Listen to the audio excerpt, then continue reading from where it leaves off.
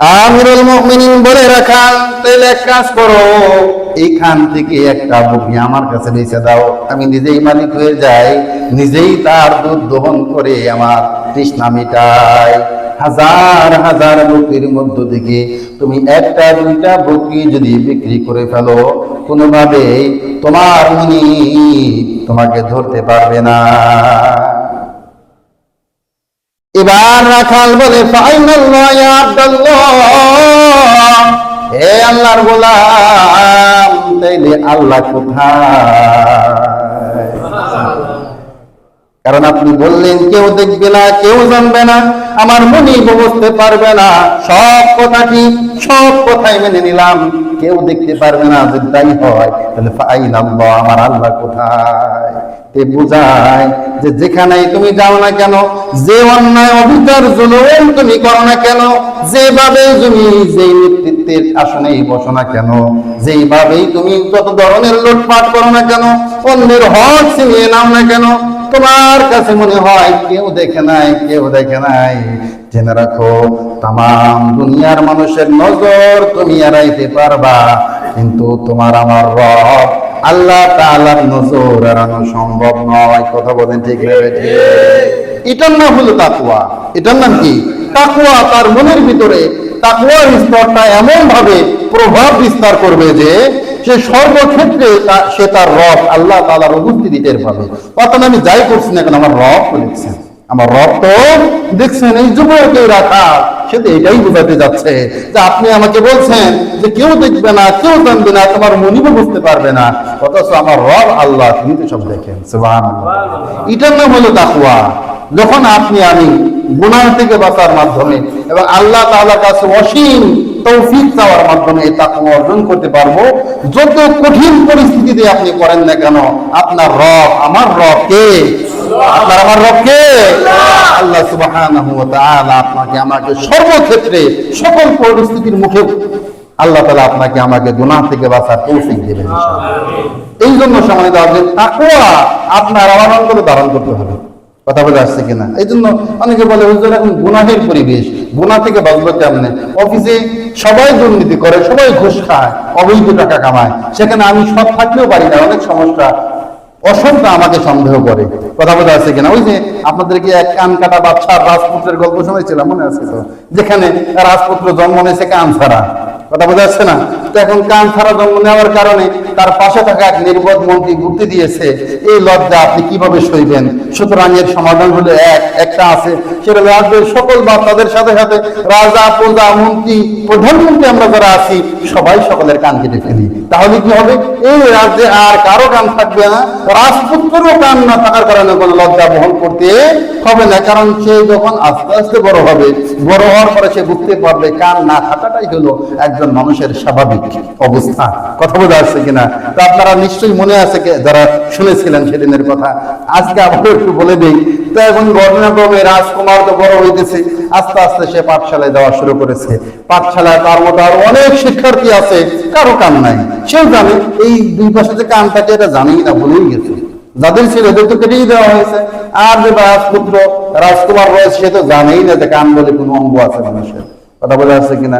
ঘটনাক্রমে অনেকদিন পরে অন্য রাজ্য থেকে এক কানওয়ালা ছাত্র আসছে, আর সবাই তাকে নিয়ে হাততালি দেওয়া শুরু করেছে, মজা করতে, দেখ দেখ দেখ ওর দুই মাথার দুই পাশে কেমন যেন যেটা কান দেখা যায়।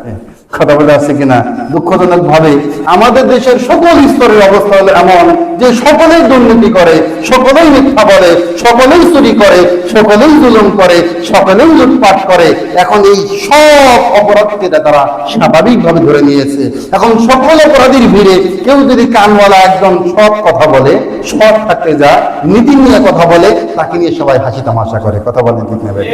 এই কারণে সম্মানিত হাজরিন, এক সপ্তাহ আগের বয়ান আমি আপনাদেরকে বলেছিলাম যে নির্বাচন হবে, একদল ক্ষমতায় যাবে আর একদল ক্ষমতার থেকে ছিটকে যাবে, অর্থাৎ এক অহংকারের পতন হবে আর এক জালেমের আবির্ভাব ঘটবে। এটাই সত্য কথা।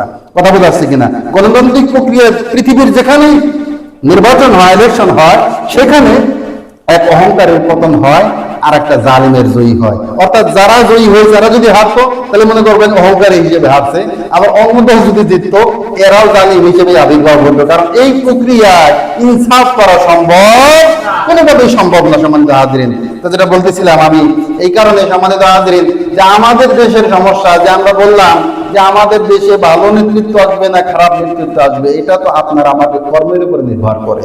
আমি আপনাদেরকে কোরআনে কারিমের সেই আয়াত দিয়ে শুনিয়েছি, ওমা আসাবাকুম মিন মুসিবাতিন ফাবিমা কাসাবাত আইদিকুম।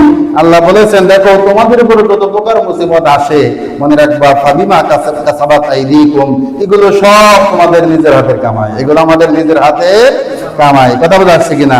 এই কারণে যদি আপনি আমি ভালো হই, দেশের মেজরিটি% জনগণ সৎ থাকে, তাহলে আমরা আশা করি যারা নেতৃত্বে আসতেছে হয়তো 2-4 দিনের ভিতরেই তারা শপথ এবং তওবার মাধ্যমে আমাদের দায়িত্ব গ্রহণ করবেন। আমরাও আশা রাখি, যতটুকু ভাবছিলাম যে কোনো নির্দিষ্ট দল ক্ষমতায় আসলে হাঙ্গামা হতে পারে, এটা হতে পারে, সেটা হতে পারে, আলহামদুলিল্লাহ এরকম কিছু হয় নাই। একটু 2-4টে বিচ্ছিন্ন ঘটনা থাকেই, কি বলেন আপনারা? ভালো আছে পরিবেশ, আমরা তাদের জন্য দোয়া করি, তারাও যেন এই দেশের মানুষের, দেশ এবং দেশের জনগণের যে আমানতের দায়িত্ব তাদের কাঁধে যাচ্ছে, আমরা আশা রাখি তারা এই আমানতের খেয়ানত করবেন না। আল্লাহ তাদের তৌফিক দান করুন, বলি আমিন। আসসালামু আলাইকুম ওয়া রাহমাতুল্লাহি ওয়া বারাকাতুহু। ইন্নাল হামদালিল্লাহ الحمد لله وكفى وسلام على عباده الذين اصطفى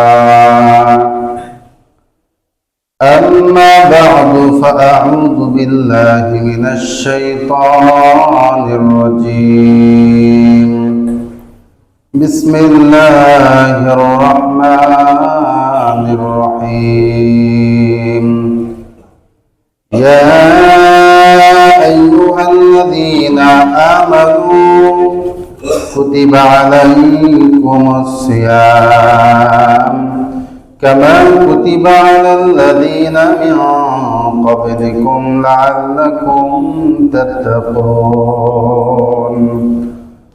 وقال رسول الله صلى الله عليه وسلم من أفطر يوما من رمضان من غير رخصة ولا مرض لم يقضه صوم الدهر كله وإن صامه أو كما قال رسول الله صلى الله عليه وسلم. وقال تعالى إن الله وملائكته يصلون على النبي يا أيها الذين آمنوا صلوا عليه وسلموا تسليما. اللهم صل على محمد وعلى آل محمد كما صليت على إبراهيم وعلى آل إبراهيم إنك حميد مجيد. اللهم بارك على محمد وعلى آل محمد كما باركت على إبراهيم وعلى آل إبراهيم إنك حميد مجيد. আলহামদুলিল্লাহ। অত্র এলাকার সর্বস্তর থেকে আগত সর্বশ্রেণীর সম্মানিত মুসল্লিগণ, মহান রব্বুল আলামিনের দরবারে শুকরিয়া জ্ঞাপন করি এই জন্য যে আল্লাহ তাআলা আমাদেরকে দুনিয়াবী সকল ব্যস্ততা রেখে আল্লাহ তাআলার হুকুম জুমার নামাজ আদায়ের উদ্দেশ্য নিয়ে আল্লাহর ঘর মসজিদে আসার বসার, কোরআন এবং সুন্নাহের আলোকে 2-4টি কথা বলা এবং শোনার তৌফিক দিয়েছেন। এই কারণে রব্বি কারিমের দরবারে শুকরিয়া আদায় করি আলহামদুলিল্লাহ। আরো শুকরিয়া আদায় করি যে আল্লাহ তাআলা আমাদেরকে সুস্থ সবল রেখেছেন। রমজানের ঠিক মাত্র কয়েকদিন আগে আমরা অবস্থান করতেছি। আমরা আল্লাহ তাআলার দরবারে আশাও রাখি যেন আল্লাহ তাআলা আমাদেরকে রমজানের বরকত দান করেন, এবং আমরা যারা রমজানের বরকত গ্রহণ করতে হাসিল করতে ইচ্ছুক, আশা করা যায় যে আমরা প্রায় সকলেই মানসিকভাবে রমজানের জন্য প্রস্তুতি গ্রহণ করেছি। এই কারণেও শুকরিয়া আদায় করি, আলহামদুলিল্লাহ। সম্মানিত হাজরিন, আজকে শাবান মাসের 24 তারিখ, অর্থাৎ মাস যদি 29 হয় তাহলে আগামী বুধবার দিন দিবাগত রাত থেকে তারাবি শুরু হবে, বৃহস্পতিবার প্রথম রোজা হবে ইনশাআল্লাহ। আর যদি 30 দিন পূর্ণ হয় সেক্ষেত্রে একদিন পরে আগামী জুমাবার থেকে আমাদের প্রথম রোজা শুরু হবে ইনশাআল্লাহ তাআলা। তাই তো হয় নাকি? তো যাই হোক সম্মানিত হাজরিন, তো যেহেতু সামনের জমা রমজানের ভিতরে পড়ে যাচ্ছে এবং এর আগেই যথাসম্ভব রোজা শুরু হয়ে যাবে ইনশাআল্লাহ, এই কারণে আমরা আজকের আলোচনার বিষয় হলো যে তাকওয়া অর্জনে রমজানের কি ভূমিকা হতে পারে। অর্থাৎ মুমিনদের জন্য রমজান এটা তাকওয়ার মাস, মূলত সবার জন্যই তাকওয়ার মাস, কিন্তু তাকওয়া হাসিল একমাত্র মুমিনরাই করতে পারে। এই কারণে কোরআনে কারীমের একদম শুরু লগ্নে সূরাতুল বাকারার 2য় আয়াতেই যেরকম ভাবে আল্লাহ তাআলা বলেছেন যে যালিকাল কিতাবু লা রাইবা ফি, এটা এমন কিতাব যার ব্যাপারে কোনো সন্দেহ সংশয় নাই। এটা কাদের জন্য নাজিল হয়েছে, কি হিসেবে? আল্লাহ বলেন হুদাল লিল মুত্তাকিন, অর্থাৎ মুত্তাকিদের জন্য হেদায়েত স্বরূপ নাজিল হয়েছে। আবার এই কোরআনে কারীমের ঠিক এই সূরা বাকারারই আরেকটা আয়াত, এটা রয়েছে সূরাতুল বাকারা এর 185 নম্বর আয়াত, যেটা 2 নম্বর পারার 7 নম্বর পৃষ্ঠার শুরুতে রয়েছে যে আয়াতখানা। এখানে আবার আল্লাহ তাআলা বলে দিয়েছেন যে শাহরু রমাদান আল্লাযী উনজিলা ফীহিল কুরআন, আল্লাহ রমজান মাসের বিশেষ করে পরিচয় দিচ্ছেন যে এটা এমন মাস, রমজান মাস, উনজিলা ফীহিল কুরআন, যে মাসে কি নাজিল করা হয়েছে, কোরআনে কারীম নাজিল করা হয়েছে। তবে সূরা বাকারা 2 নম্বর আয়াতে যেরকম ভাবে আল্লাহ বলেছেন হুদাল্লিল মুত্তাকিন, মুত্তাকিদের জন্য হেদায়েত স্বরূপ, তবে এখানে আর হুদাল্লিল মুত্তাকিন না বলে আল্লাহ তাআলা বলেছেন হুদাল্লিন নাস, যে সমগ্র মানব জাতির হেদায়েত স্বরূপ। তাহলে বলতে পারেন যে হুজুর এক জায়গায় হুদাল্লিল মুত্তাকিন আর এক জায়গায় হুদাল্লিন নাস, অর্থাৎ এক জায়গায় বলা হলো মুত্তাকিদের জন্য হেদায়েত আর এক জায়গায় বলা হলো সমগ্র মানব জাতির জন্যই হেদায়েত। তাহলে একই কথা 2 জায়গায় 2 ভাবে আসলো কেন? অর্থাৎ এই বক্তব্য একটির সাথে আর একটি সাংঘর্ষিক কিনা? এর উত্তর হলো এই যে কোরআনে কারীম সমগ্র মানব জাতির জন্যই হেদায়েত স্বরূপ নাজিল হয়েছে, এটা ঠিক। তবে এর দ্বারা হেদায়েতের ফায়দা হাসিল করতে পারবে এক শ্রেণীর মানুষ, যারা মুত্তাকি। কথা বলা যাচ্ছে কিনা? সুবহানাল্লাহ বলেন। তার মানে হলো সবার জন্যই হেদায়েত স্বরূপ নাজিল হয়েছে, তবে এর ফায়দা এই কোরআনে কারীমের যে হেদায়েত রয়েছে, তো এই হেদায়েতের ফায়দা অর্জন করতে পারবে শুধুমাত্র যারা মুত্তাকি, যারা তাকওয়া অর্জন করতে পারবে। এই কারণে রমজান তো বরকতময়, তাকওয়া আমাদের জন্য নিয়ে আসে, তবে তাকওয়াও শুধুমাত্র তারাই লাভ করতে পারবে, পরহেজগারিতা অর্জন তাদেরই হবে যারা মুত্তাকি, যারা মুত্তাকি অর্থাৎ যারা আল্লাহকে ভয় করে। তো সম্মানিত হাজরিন, তো প্রত্যেকটা বিষয়ে একটা প্রস্তুতি আছে। এ কারণে আপনি যেই জিনিসের জন্য, যে বিষয়ের জন্য, যে ব্যক্তির জন্য প্রস্তুতি গ্রহণ করেন, আপনার প্রস্তুতির বড়ত্ব গাঢ়ত্ব নির্ভর করে ওই বিষয়টা কতটা গুরুত্বপূর্ণ। কথা বোঝা যাচ্ছে কিনা? এই কারণে আপনার বাড়িতে একজন সাধারণ মেহমান আসলে আপনার এক ধরনের প্রস্তুতি হয়, আবার অসাধারণ মেহমান যদি আসে তাহলে তার জন্য প্রস্তুতিটাও একটু ব্যতিক্রম হয়, অসাধারণ হয়। কি বলেন আপনারা? ঠিক না? সাধারণ মেহমান আপনার ভাই বেড়াদার মুখে আসছে, এটা একটা ব্যাপার। আবার আপনার শ্বশুর বাড়ির লোকজন, বিয়াই বাড়ির লোকজন, তাদের জন্য আবার আপ্যায়ন বা এই প্রস্তুতির ব্যাপারটাও একটু ভিন্ন হবে, এটাই স্বাভাবিক। এই কারণে আবার অন্যান্য ব্যাপারগুলোও তাই। কথা বোঝা যাচ্ছে কিনা? তার ধর্মীয় দৃষ্টিকোণ থেকে মুসলমানদের জন্য, মুমিনদের জন্য, মুত্তাকিদের জন্য যেহেতু এই রমজান অনেক গুরুত্বপূর্ণ বিষয়। কি বলেন আপনারা? 12 মাসের ভিতরে সবচেয়ে গুরুত্বপূর্ণ মাস, এমন মাস যেই মাসে একজন বান্দা চাইলে ইবাদতের মাধ্যমে মাসুম হয়ে যেতে পারে। সুবহানাল্লাহ। তাহলে এটা আমাদের জন্য অনেক বেশি গুরুত্ব রাখে। কি বলেন? এই কারণে মুমিন মুত্তাকিদের কাছে এই রমজানের জন্য প্রস্তুতি অনেক বেশি হয়ে থাকে, অর্থাৎ তার আগে থেকে প্রস্তুত হয়ে যায় যে সামনে রমজান আসছে, সব ধরনের যাই ঝামেলা মিটিয়ে আমরা রমজানের জন্য একেবারে প্রস্তুত, অর্থাৎ রমজানটা আমরা আল্লাহ তাআলার জন্য কুরবানি করবো ইনশাআল্লাহ। এখন রমজান শব্দ রমিম দব থেকে এর উৎপত্তি। এই রমজান শব্দের অর্থই হলো জ্বালিয়ে দেওয়া, ঝলসে দেওয়া, পুড়িয়ে দেওয়া। জ্বালিয়ে দেওয়া, ঝলসে দেওয়া, পুড়িয়ে দেওয়া। রাসূল বলেছেন যে ইন্নামা সুমিয়া রমাদানু লিআন্নাহু ইয়ারমিদুজ যুনুব, যে রমজান মাসের নাম রমজান রাখা হয়েছে এই কারণে, কারণ এই রমজান মানুষের গুনাহসমূহ জ্বালিয়ে দেয়। সুবহানাল্লাহ। এই কারণে কি বললাম, রমজান মানেই ঝলসে দেওয়া, জ্বালিয়ে দেওয়া। অর্থাৎ রমজানের সঠিক ব্যবহার আমরা করতে পারলে আল্লাহ তাআলা আমাদের জিন্দেগির গুনাহসমূহ জ্বালিয়ে ঝলসিয়ে শেষ করে দেবেন ইনশাআল্লাহ।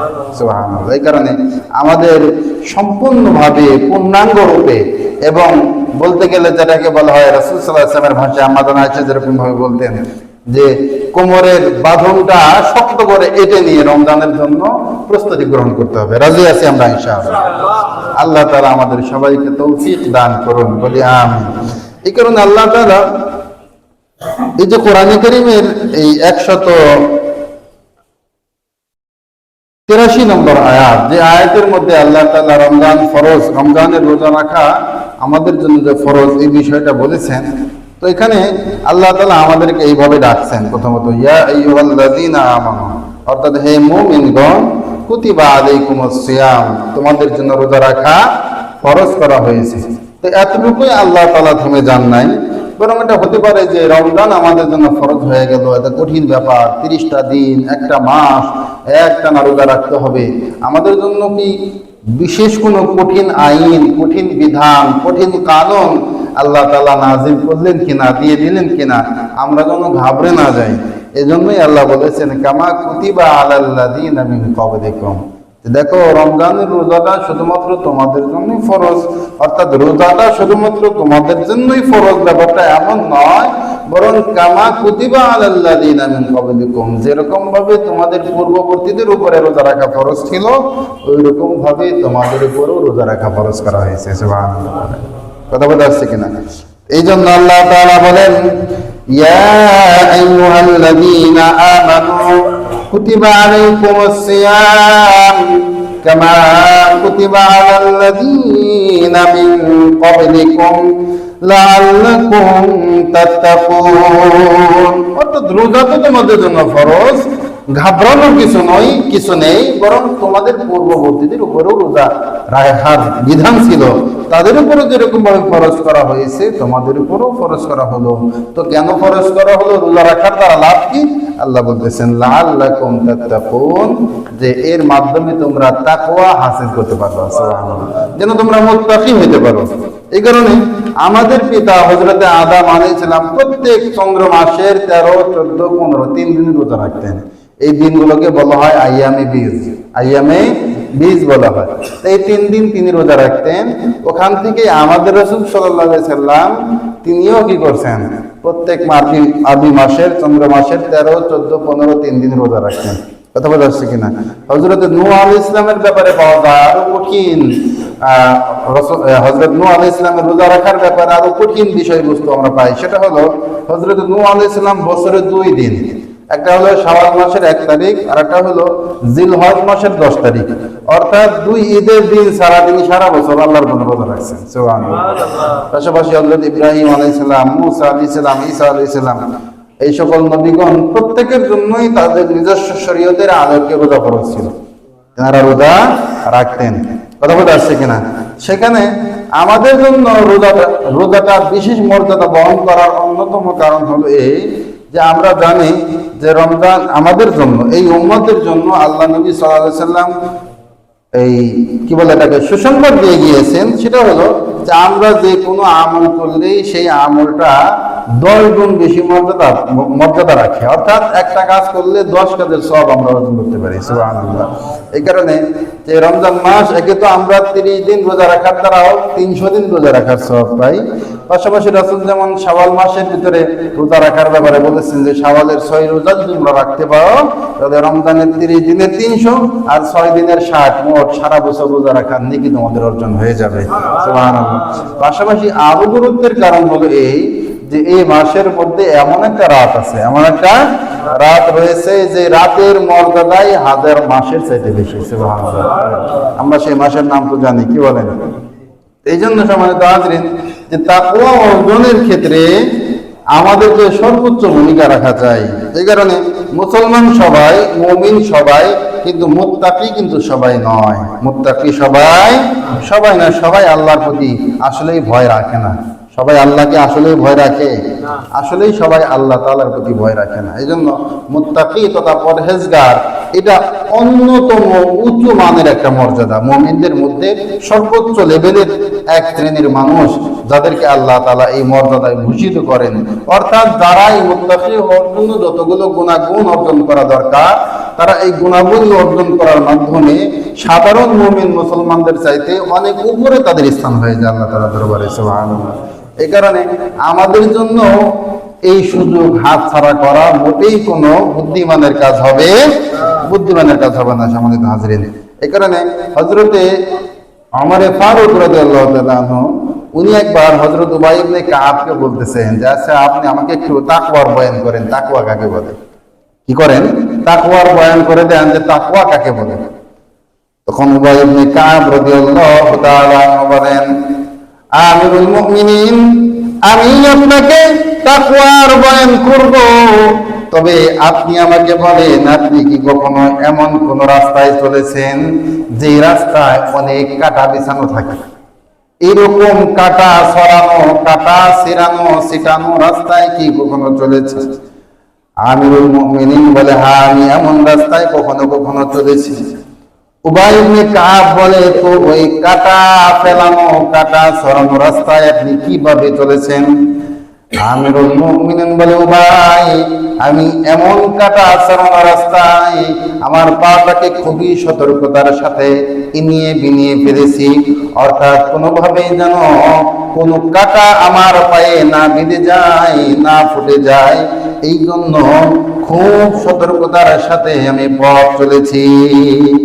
উবাই ইবনে কাব বলে, আমিরুল মুমিনিন তাকওয়া হলো ওই কাঁটা ছড়ানো রাস্তা, যেরকম ভাবে আপনি অতীব সতর্কতার সাথে কাঁটা ছিটানো রাস্তায় পা ফেলেছেন যেন কাঁটা না বিধে।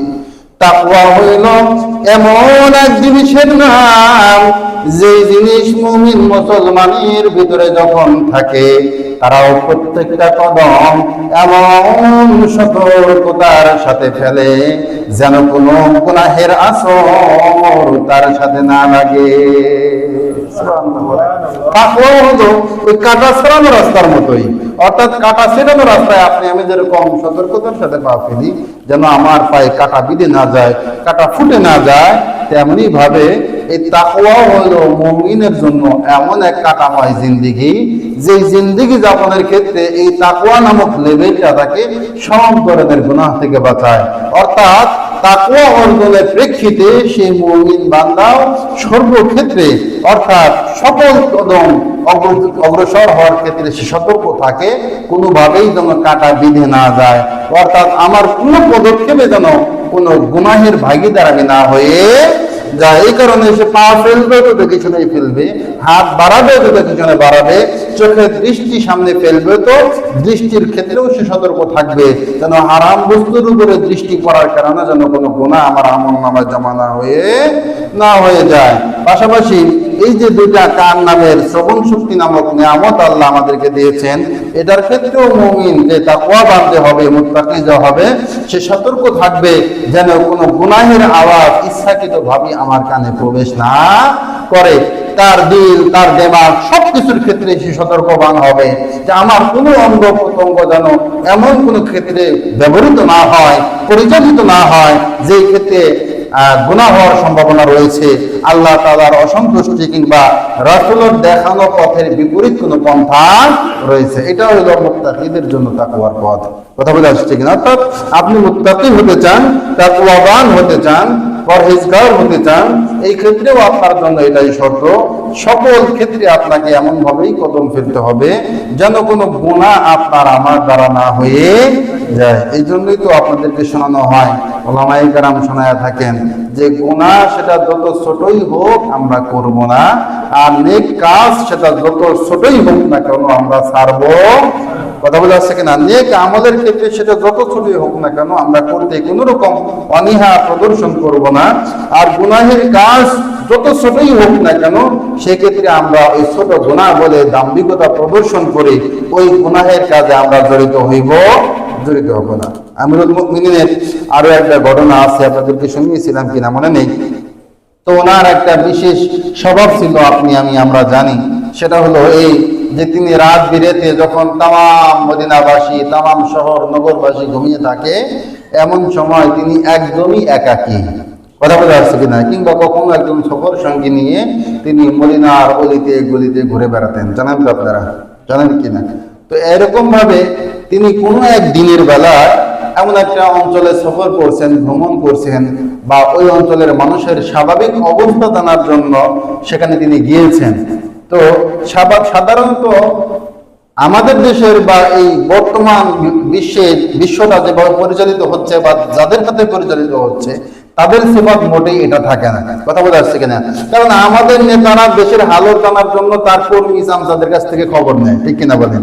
অর্থাৎ চামচারা যদি নেতার দল নেতা ক্ষমতা থাকে তাহলে কি বলবে? দেশের অবস্থা খুবই ভালো, কোথাও কোনো অভাব নাই, কোথাও কোনো সমস্যা নাই, কোথাও কোনো দুর্নীতি ও নিয়ম নাই, নেতাও খুশি হয়ে যায়, যাক দেশের অবস্থা খুব ভালো।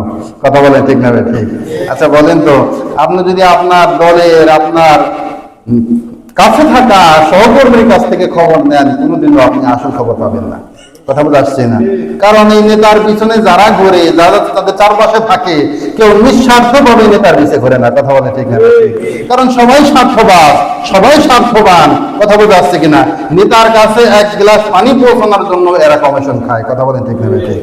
এই কারণে এরা কোনোদিনও এই দেশের এই জনগণের অবস্থা কেমন, জনগণের ম্যান্ডেট কেমন, এখন জনগণের মাইন্ড অর্থাৎ মাথায় কি চলতেছে, এরা জানলেও ওই নেতা পর্যন্ত পৌঁছাবে না। কথা বলে আসছে কিনা? এই কারণে আমাদের দেশের নেতারা সবসময় অহংকারী হয়ে থাকে, কারণ তারা যা কিছু করে সবটাকে জায়েজ মনে করে, আর মনে করে যে জনগণ আমার উপরে খুশি, জনগণের মত অনুযায়ী আমি চলতেছি। কথা বলে আসছে কিনা? এটা হলো তাদের জন্য চরম ব্যর্থতা। আপনি যদি জনগণের আসলে প্রকৃত অবস্থা জানতে চান, আমি দেখলাম নির্বাচনের আগে কোন একটা রাজনৈতিক দলের একজন নেতা তিনি বলতেছিলেন যে রাজনৈতিকভাবে এই নির্বাচনের পরে ক্ষমতায় গেলে প্রত্যেকটা মন্ত্রীকে সপ্তাহে অন্তত একদিন পাবলিক যে জনপরিবহন রয়েছে এগুলো ব্যবহার করতে হবে। সরকারি আমলা কিংবা সচিব যারা রয়েছে তাদের অন্তত সপ্তাহে 2 দিন পাবলিক পরিবহন ব্যবহার করতে হবে অফিস পরিচালনার ক্ষেত্রে। এখন বলেন আসলে যদি এটা হয়, এটা কি ভালো হয় না মন্দ হয় বলেন? অর্থাৎ নেতা যেই রাস্তা দিয়ে চলবে ওই রাস্তা তো সকাল ভোর থেকে রাস্তায় গাড়ি চলাচল বন্ধ। কি বলেন আপনারা? এখন সে যতক্ষণ রাস্তায় থাকে আশপাশের 10-20 কিলোমিটারের ভিতরে একটা পিঁপড়াও ঢুকতে দেয় না। এখন নেতা কি করে বুঝবে এই দেশে ঢাকা শহরের যানজটের কি যন্ত্রণা? কথা বলেন ঠিক না? ঠিক কথা বলতে আসছেন। এই জন্য নেতা যদি প্রকৃত নেতা হন, তাকে অমরের মুখে মাস্ক লাগিয়ে সানগ্লাস পরে মাথা ঢেকে সাধারণ একজন জনগণের মতো রাস্তায় বেরিয়ে কখনো কখনো জনপরিবহনে তাকে চড়তে হবে। তাহলেই কেবল বুঝতে পারবে এর যন্ত্রণা কত বেশি, আর সেই যন্ত্রণা এই দেশের মানুষ 50 বছর ধরে টেনে তুলছে। কথা বলেন ঠিক না? ঠিক কথা বলে আসছে কিনা? তো যেটা বলতেছিলাম, এটা আমাদের দেশে কখনো সম্ভব হবে না যতদিন না নেতারা তাদের খাসলত বদলাতে পারবে। দেশের অবস্থা, দেশের মানুষের অবস্থা জানার জন্য তার আশপাশে থাকা নেতা কর্মী কিংবা সামসাদের কাছ থেকে খবর নেওয়া বন্ধ করে নিজে জনগণের কাতারে সামিল হতে পারবে, ততদিন পর্যন্ত আমাদের অবস্থা পরিবর্তন হওয়া সম্ভব নয়। তো যেটা বলতেছিলাম, আমার এই ফারুক রাদিয়াল্লাহু তাআলা সাধারণ বেশি গেছে। কথা বলে আসছে কিনা? এখন তিনি যে অর্ধেক দুনিয়ার বাদশা, ওই হিসেবে যদি এখন আমাদের নেতার হিসাব করলে আমাদের দেশের প্রধান যারা হয় ছিল, এখন আছে, আগামীতে হবে, তাদের অবস্থা চাই করলে বুঝেন যে 2-4-10-20 কিলোমিটার না, বরং 200-400 কিলোমিটার পর্যন্ত তার সিকিউরিটির ব্যবস্থা করা হতো। কথা বলেন ঠিক না ঠিক? কারণ সে তো আর আমাদের দেশের মতো একটা সিসকে ছোট্ট পুচকে একটা দেশের প্রধান ছিলেন না, পুরো দুনিয়ার অর্ধেক শাসনের দায়িত্ব ভার তার কাছে ছিল। সুবহানাল্লাহ বলেন। কিন্তু এরপরও তিনি অতীব সাধারণ ভাবে চলছেন। তো চলতে চলতে মরুভূমির একটা প্রান্তরে দেখলেন যে অনেক বিশাল বড় একটা বকরির পাল। এই বকরির পালের জিম্মাদারিতে আছে একটা রাখাল। কয়টা রাখাল? একটা রাখাল। এই রাখালের দায়িত্ব আপনার আমার নবী মুহাম্মদ সাল্লাল্লাহু আলাইহি ওয়াসাল্লাম তিনিও পালন করেছেন।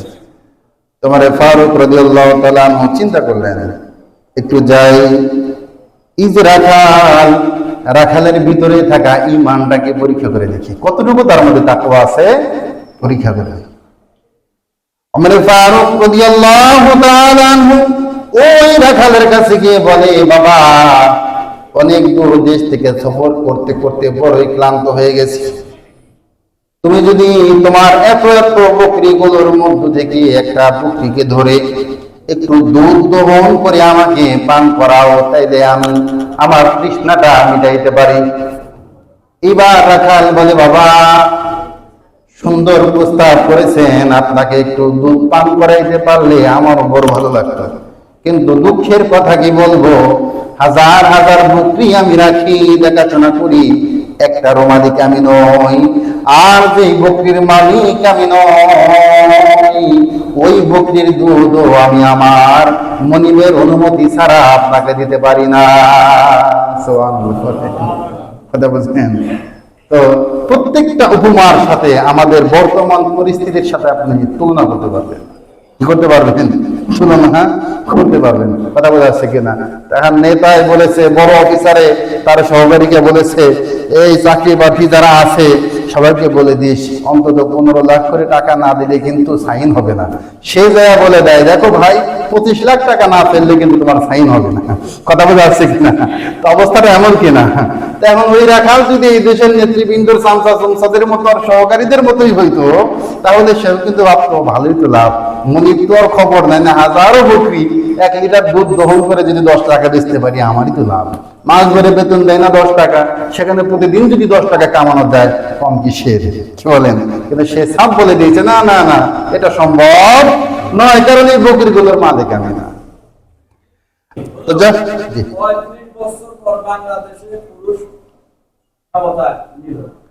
এটা একটা ভালো কথা বলছেন।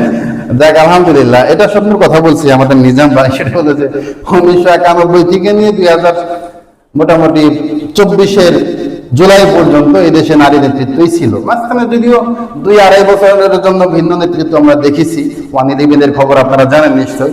তো অবশ্যই রাসূল বলেছেন যে যেই জাতি তাদের নেতৃত্ব স্থানে কোনো নারীকে বসায়, তাদের কপাল পোড়া কোনোদিন ঠিক হয় না। কথা বোঝাচ্ছে কিনা? তো কথাটা আরো ব্যতিক্রম ভাবে বলছে, তো আমরা এটা বোঝাচ্ছি, এটা আমাদের জন্য ভালো অবশ্যই। কারণ এখন যারা ইলেকশনে যারা দুই দল, প্রধানতম দুই দল ক্ষমতার জন্য লড়াই করেছে, প্রধানতম দুই দলের যে দলই ক্ষমতায় আসতো বা এসেছে, আমরা পুরুষ শাসকই পাইছি বা পাইতাম। কি বলেন আপনারা? এগুলো শুকরিয়া আদায় করা উচিত। আমরা আল্লাহর কাছে এর বরকত হিসেবে আল্লাহ তাআলার কাছে আমরা দোয়া করবো, আশা রাখবো যেন আল্লাহ তাআলা এইবার অন্তত আমাদেরকে যেন একটু আমাদের তরিটা কিনারে বেরানোর ব্যবস্থা করেন। কি বলেন আপনারা? হবে ইনশাআল্লাহ। তো যা হোক, যেটা বলতেছিলাম যে সামগ্রিকভাবে আমরা যদি অসৎ হই, আল্লাহ নবী বলেছেন, তাহলে অসৎ জাতির জন্য আল্লাহ তাআলা আর একটা জালিমকে চাপায় দেন। এজন্য আমরা সৎ হব, আমাদের শাসক গোষ্ঠী সৎ হইতে বাধ্য। কথা বোঝা যাচ্ছে কিনা? এই কারণে দেখেন সম্মানিত হাজরিন, একটা চাকরি বাকরি সরকারি সুবিধার ক্ষেত্রে যখন দেখে অফিসার একটু টাল বাহানা করে, সাধারণ নাগরিক চাওয়ার আগে পকেট থেকে নোট ভরে তার পকেটে দিয়ে দেয়, স্যার একটু কাজটা তাড়াতাড়ি করে দেন। কেন করলেন এটা? সে তো আপনাকে সার্ভিস দিতে বাধ্য, সার্ভিস দেওয়ার জন্যই তাকে সেখানে বসানো হয়েছে। এই জন্য আপনার আমার ট্যাক্সের টাকা থেকে, অংশ থেকে তাকে মাস শেষে স্যালারি দেওয়া হয়। কথা বলে আসছে কিনা? এই জন্য আমাদেরকেও পরিবর্তন হতে হবে সবার আগে।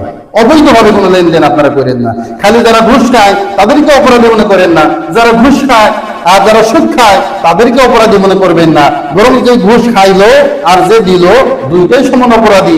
যে সুদ খায়, যে সুদ দেয়, যে সুদের লেনদেন লেখে, আর যে সুদের ব্যাপারে সাক্ষী থাকে সবগুলো আল্লাহ তাআলা লানতের মধ্যে পড়ে, নাউজুবিল্লাহ পড়েন। এই কারণে যারা খায় তারাই শুধু অপরাধী নয়, বরং যারা দেয় মনে রাখবেন এরা আরো বড় অপরাধী। কারণ ওদেরকে এরকম রাক্ষস আস্তে আস্তে খাওয়াইতে খাইতে মহা রাক্ষসে পরিণত করছি আমরা নিজেরাই।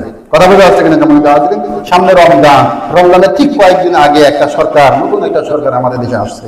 আমরা নিজেরা আগে সৎ হয়ে যাই, তাহলে তারাও সৎ হইতে বাধ্য। ইনশাআল্লাহ যতই তাদের ক্ষমতা থাকুক, হাসিনার চাইতে বড় ক্ষমতাওয়ালা কেউ এই দেশে হতে পারবে, মনে রাখবেন। কথা বলে আসছে কিনা? যারা ক্ষমতা আসছে এরা বিএনপি থাকতে হবে, কোনোদিনও আওয়ামী লীগ হইতে পারবে না। যদি হওয়ার চেষ্টা করে, তারা আওয়ামী লীগ হয়ে 17 বছর ছিল, এরা 7 মাসও থাকতে পারবে না, এটা মনে রাখেন। কারণ এদের মধ্যে এমন অনেক নীতিবান মানুষ আছে যে এদেরকে তাড়ানোর জন্য আর ভিন্ন দল ভিন্ন মত লাগবে না, তখন এই বিএনপির নিজস্ব সমর্থকরা তাদেরকে হটাইতে বাধ্য করবে। কথা বলে ঠিক না ভাই? কথা বলে আসছে কিনা সম্মানিত হাজির? আমরা এটা আশা রাখি ইনশাআল্লাহ। এই কারণে আমাদেরকে আগে সৎ হইতে হবে, তাকওয়াবান হইতে হবে। কোন ধরনের দুর্নীতি অন্যায়ের সাথে জড়িত হওয়া যাবে না ইনশাআল্লাহ। খালি এটা মনে করবেন না আমি অসুবিধা করছি, কিছু অবৈধভাবে টাকা দিলাম, আমার জরুরত পুরা হইলো, গোনাতে হলে ওর হইলো, কারণ ও আমার কাছ থেকে টাকা খাইলো। অথচ আপনি তাকে টাকা দেওয়ার কারণে অবৈধ পথে তাকে ইনকাম করার, আয় করার পথ খুলে দিলেন। এই জন্য তো অপরাধী আপনি, আমি আগে বড়।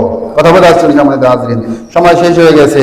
তো সর্বশেষ আপনাদেরকে আমি, যেহেতু রমজান সামনে, তাকওয়া নিয়ে আমরা আলোচনা করলাম, কিভাবে তাকওয়াবান আমরা হইতে পারি কিছুটা ধারণা পেলাম মাত্র। তো সর্বশেষ যেটা বলবো যে রমজান এত গুরুত্বপূর্ণ, রাসূল বলেছেন যে মান আফতারা ইয়াওমান মিন রমাদান, কেউ যদি রমজানের একটা রোজা ভাঙে মিন গায়রি রুখসাতিন ওয়ালা মারাদিন, অর্থাৎ সফরও করতেছে না, কঠিন কোনো অসুস্থতাও তার নাই, এমন অবস্থায় সে যদি একটা রোজা ভাঙে, রাসূল বলেন লাম ইয়াকুবিহি সাওমুদ দাহরি কুল্লিহি ওয়া ইন সামাহু, সে যদি সারা বছর ধরেও ওই এক রোজার ঘাটতি যে রোজা রাখে, তবুও তার এই এক রোজার ঘাটতি হবে না।